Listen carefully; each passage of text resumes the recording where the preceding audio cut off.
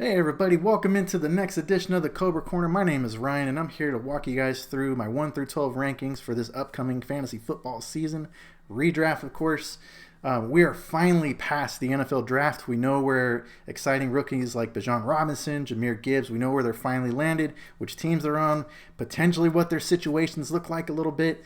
So let's go ahead and dive into some rankings 1 through 12. So this is going to be kind of like your first round of redraft.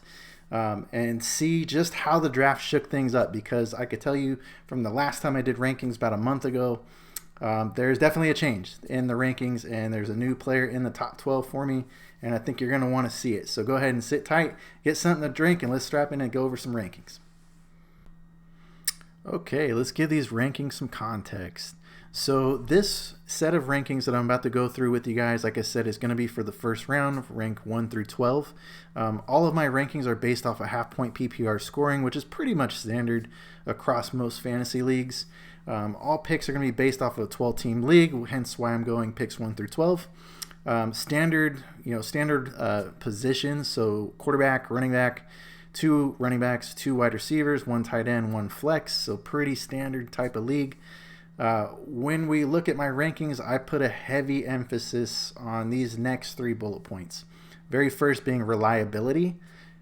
When you're going through a season, you by far, especially when in the first couple rounds, first, second, and third round, reliability is king. If you got a player, you're taking a player that high in the draft, you really need to make sure that they're going to be on your team and playing and producing for as much as the season as possible. So I put a heavy emphasis on reliability. It's one of the key factors that I usually look at when I'm looking at a pick in the first and second round, and even the third sometimes.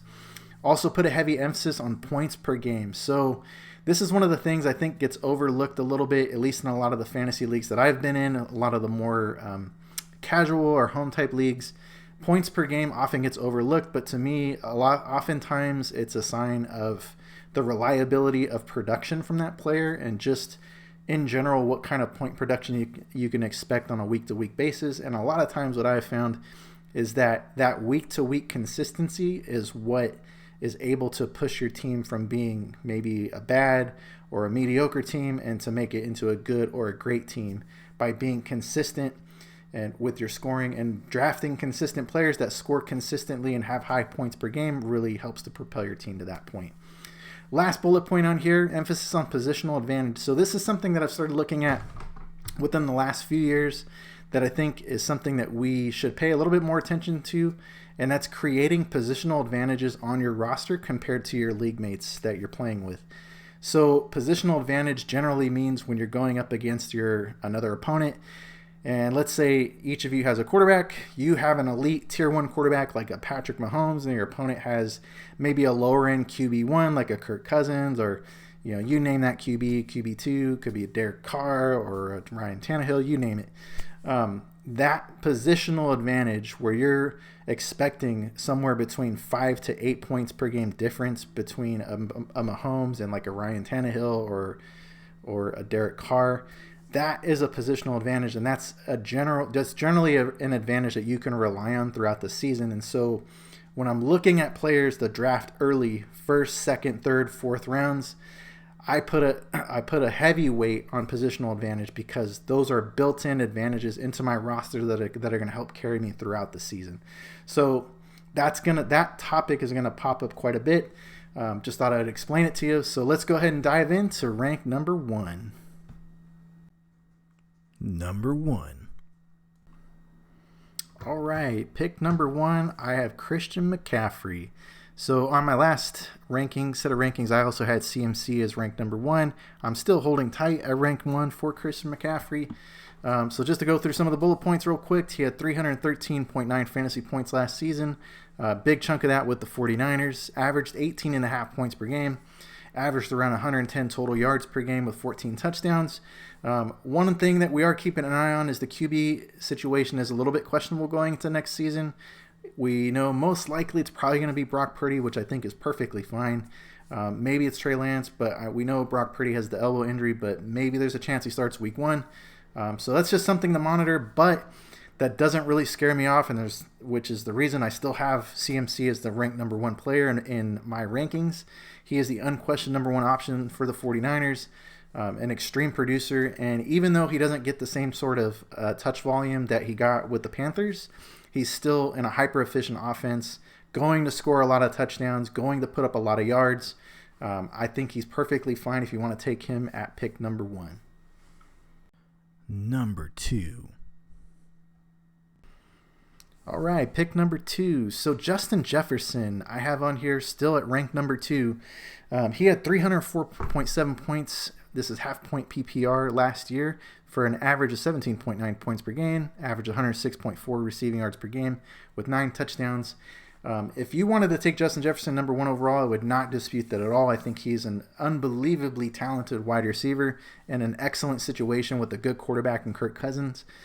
He could easily be like the number 1 fantasy player in the NFL. Obviously taking quarterbacks out of the equation, but out of all the skill position players like running backs, receivers, tight ends, Justin Jefferson has the chance to be the number 1 player on that list.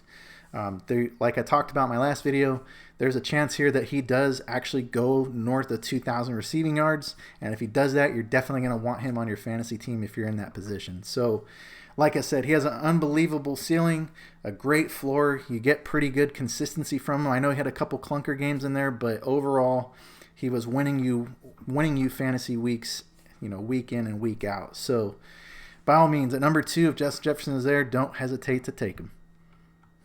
Number 3.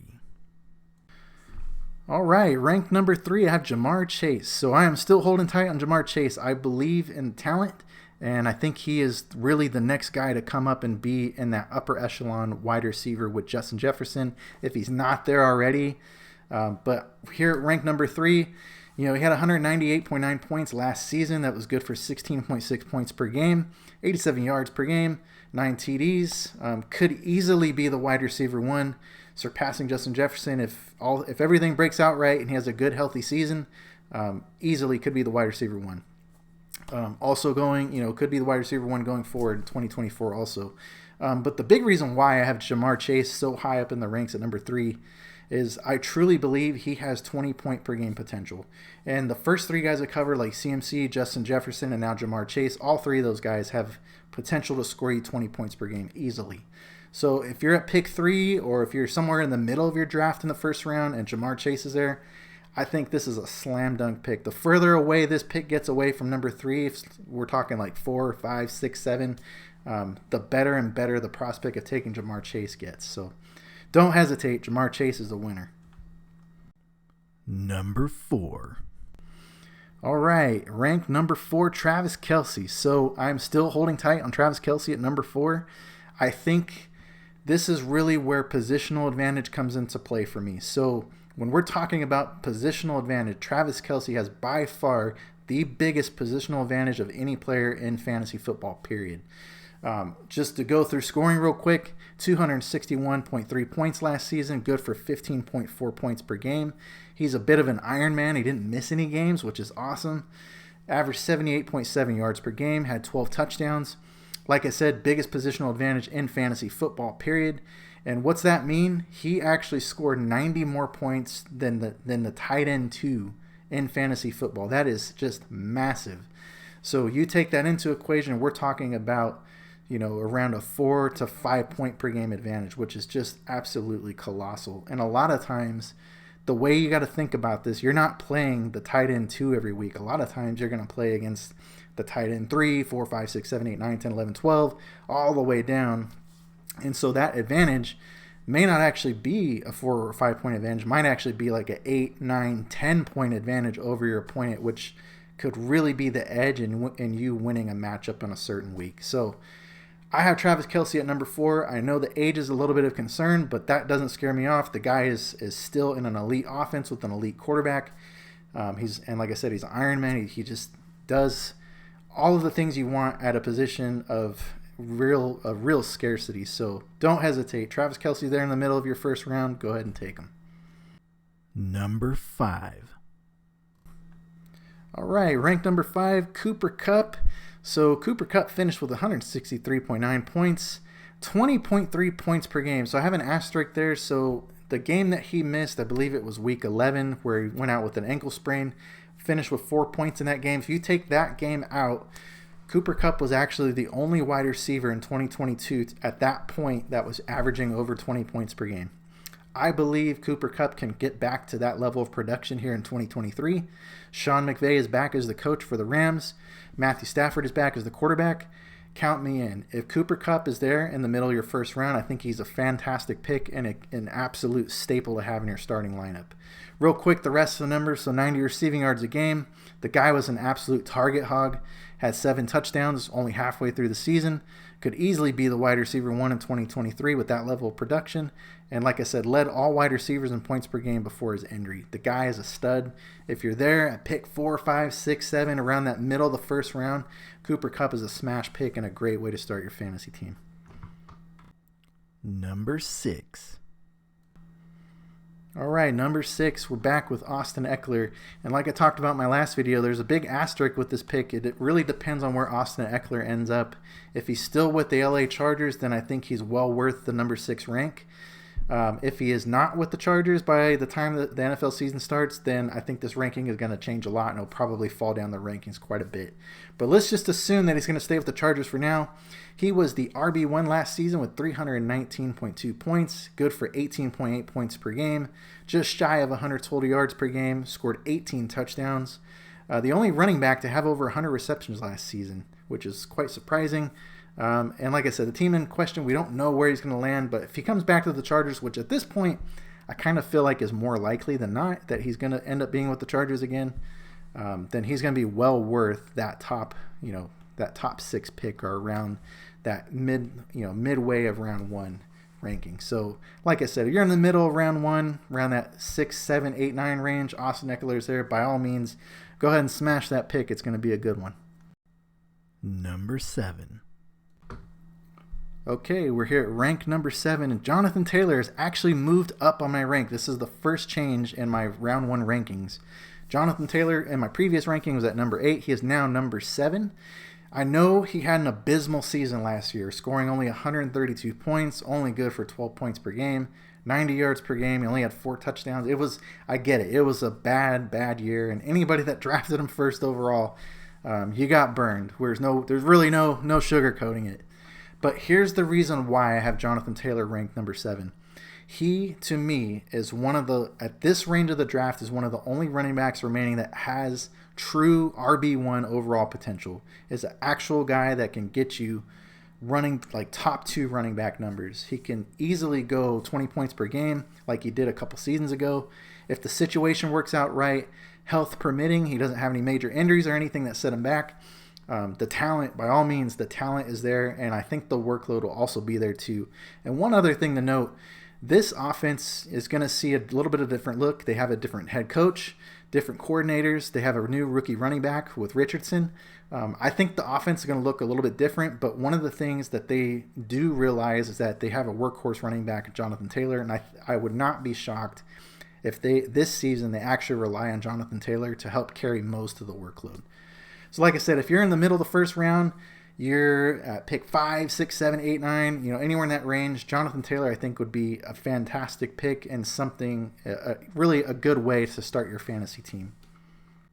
Number 8. All right, ranked number 8, we have Saquon Barkley. He's moved up 1 spot as well. So last year he had 255.5 points, good for 16 points per game, 103 yards per game with 10 touchdowns. Could improve that points per game. I really think coming into this next season that he's going to see an uptick with another year in Brian Daboll's system. And I think there's a good chance that we see like an 18 point per game season from Saquon. The talent is there. He looked really good for most of the season. I know he got kind of banged up towards the end of the season and the production fell off a little bit, but I really do think that he has a chance to have another fantastic year with the Giants again. Also, too, he's the unquestioned bell cow back in that offense. There really is no competition. So when you're getting to the back half of this first round, I think Saquon is a great pick. You're going to get just a really solid running back that you can rely on week in and week out. And honestly, it should give you a pretty good positional advantage in most against most of your opponents in the league. So obviously, if you're going to play against somebody like a CMC, might not be such a huge advantage, but you're definitely not going to be far behind. So like I said, you're in the back half of the first. I think Saquon is a great way to start your fantasy team. Number 9. All right, here we are. Here is the new player in my rankings at number 9, Bijan Robinson. And honestly, I could probably make a case to move him up higher, maybe to like number 7, possibly number 6 if we're really getting spicy and we want to push it. But right now, I have Bijan Robinson ranked number 9. The biggest thing here and the biggest reason why I have him ranked so high, he was drafted 8th overall by the Falcons. And if you know anything about running backs and fantasy correlation when they come into the league, draft capital, so draft capital being how high was that running back drafted in the real NFL draft, has a high correlation to the amount of usage they get in their rookie year and really their entire career. Higher draft capital equals higher chance of higher usage. Higher usage equals higher amount of fantasy points. 8th overall is a massive amount of draft capital for a running back. The term that I get here tossed around a lot with Bijan Robinson is generational talent. I believe it. So the tape I've seen, this guy is the real deal. I think he's going to be one of the top running backs in the NFL for many years to come. And we have a chance to strike gold now in his rookie season. He's a little bit of a question mark. We don't quite know what the role is going to look like. But me personally, I think Bijan Robinson is going to average anywhere from 15 to 19 fantasy points per game in his rookie season, which is fantastic. We know about the generational talent, but even more so, I think the landing spot with the Atlanta Falcons is actually a really good spot. It's maybe not the most perfect spot in the NFL, but we know that coaching staff likes to run the ball a lot. They're a run-heavy offense. Their quarterback situation is a little bit questionable, so I think there's a good chance they're going to run the ball a lot. Bijan Robinson is going to see a lot of those touches, but not only the running back, the rushing touches, but he's also really good in the passing game, and I think he'll get a pretty good dose of passing work as well. So the last bullet point here, he is a rookie. Early production might be sporadic, so if you are drafting Bijan Robinson in the first round, just keep in mind that those first few weeks might be a little bit up and down. There might be a little bit more of a split workload between Bijan and Tyler Algier, who was the rookie running back for the Falcons last year. But really what I would expect is as the season goes on, Bijan Robinson gets more comfortable, more acclimated in his position. That workload for Bijan is going to extend, and that's where he's going to really emerge and has a chance to be a full, like a top flight running back. Possibly, if everything breaks right, maybe a top 3 running back. So, like I said, if you're at the backside of the first round, pick 9, Bijan's there. I think it's a great choice. Just recognize it might be a little bit on the riskier side, but the talent and the opportunity are going to be there. Go ahead and take him. Number 10. All right, next up is Tyreek Hill, ranked number 10. So Tyreek Hill slid down my list a little bit. I had him at rank 7 last time. But the reason why Tyreek slid down is just because I think when we go into this next season, I think that running backs are going to be a lot more, have a chance to be a lot more productive and a lot more stable for your lineup if you're playing half-point PPR, kind of a standard type league, which is why I slid Tyreek Hill down. I don't think he's quite as consistent, but gosh, the talent and the explosiveness is there. And, he's one of those type of players that you have in your lineup. Any given week, he could go off for 30 points and really win the whole week for you just by himself. So I slid him down a little bit from 7 to 10. He's still a fantastic player. If you're at the back end of the first round, he's still a great pick. If you do pick Tyreek Hill, I do think you're going to need to adjust your drafting style a little bit and what type of players you take in the mid and late rounds to try to compensate for your roster. But just keep in mind, this guy is an elite talent, elite speed, and a great offense that's going to score a lot of points.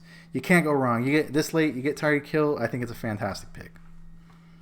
Number 11. And here we are, rank 11. So if you saw my last video, I told you guys I have a different ranking system. The way that I rank players, I'm ranking based off of reliability, but I put a lot of emphasis in positional advantage. And if we're talking about positional advantage outside of Travis Kelce, I think there's a case to be made that Josh Allen has one of the biggest positional advantages that you could find in fantasy football. tier 1 quarterbacks like your Josh Allens, your Patrick Mahomes, your Jalen Hurts, these guys are scoring a crazy amount of points, and the advantage that you have taking somebody like Josh Allen instead of playing another subpar QB or just somebody like a back-end QB1 or a QB2, it's a huge point advantage. It could be anywhere from 5, 6, 7, 8, 9 points per game. Just massive. So I have Josh Allen here ranked at number 11. He scored 412 fantasy points last season. Just massive. Good for 25.8 points per game, 267 passing yards per game, 35 touchdowns. Probably the most consistent QB in fantasy. Like I said, I don't think he had a single game under 20 fantasy points, and if he did, it was maybe like one game. The guy is just ultra consistent. He's a gamer on a really good team that scores a lot of points. Can't go wrong. This is just a massive positional advantage. And at this point in the draft, I know it sounds crazy to take a quarterback, but if you take somebody like Josh Allen this late, you're just baking in so much positional advantage into your lineup every single week. It's going to be hard for your opponents to keep up with scoring against your team when you have a quarterback that can get you 25 weekly, but also could go 30 to 40 points in any given week. So pick 11. Sign me up. I'll take Josh Allen. Number 12. And here we are, ranked number 12. I said all that crazy stuff about Josh Allen and positional advantages. Why stop at Josh Allen? Patrick Mahomes is in that same mold. The guy is elite. Scored 428 fantasy points last season. Good for 25.2 points per game. 308 passing yards, 41 touchdowns, just super consistent. Any given week, he could pop off, go for 35 to 40 points in a week, could possibly win you your whole week.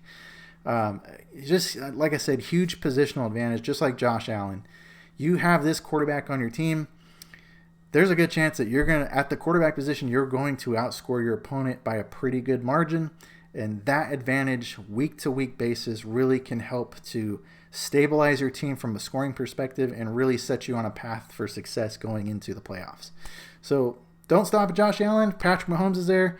Like I said, I know it sounds crazy, but I think in a lot of family leagues or friend leagues and a little bit more casual, I think it makes sense to build that positional advantage into your lineup. Go ahead and give me Patrick Mahomes at number 12. All right, everybody, so that does it for ranks 1 through 12. I hope you guys got a lot of information out of this. You saw a little bit about how I rank players from 1 through 12 when it comes to like half-point PPR. I put so much emphasis on positional advantage. I just really feel like it's the one thing that you could do to really set your roster apart and set you up for success when you're going throughout the fantasy season. Looking for those positional advantages, finding ways to get advantages over your league mates. That's what it's all about. That's how we're going to win. Being reliable, scoring reliability, that kind of stuff. So, like I said, I hope you enjoyed the content. If you did, go ahead and like. If you would like to see more of this kind of stuff, go ahead and subscribe. We would appreciate it. Be on the lookout. There's going to be popping up here on the screen any minute. Working on rankings for round 2, so that's going to be picks 13 through 24. That should pop up on the screen any second here. Also, I'm not the only guy at the TIYF podcast crew. We got a lot of other great shows. We have weekly fantasy football talk on Wednesdays. We have overall sports talk on Fridays, and we have baseball talk on Sundays. Check us out. Subscribe to TIYF podcast. We appreciate you guys. See you on rankings round 2 next video. Take care.